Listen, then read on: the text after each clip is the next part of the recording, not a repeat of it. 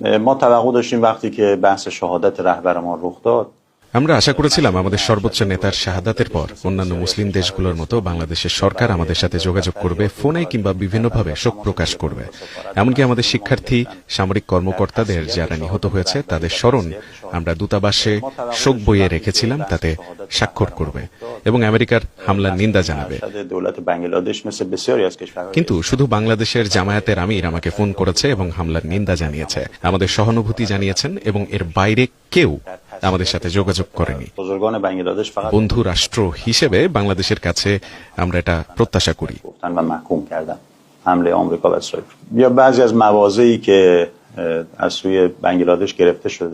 Iran আগ্রাসনের শিকার হয়েছে, সে হিসেবে নিন্দা জানাতে পারত। আমেরিকাতেই তাদের জনগণ এই ঘটনার নিন্দা করছে। যুদ্ধ একদিন শেষ হয়ে যাবে, কিন্তু বিভিন্ন দেশের আমাদের সাথে করা আচরণগুলো আমাদের মনে থাকবে।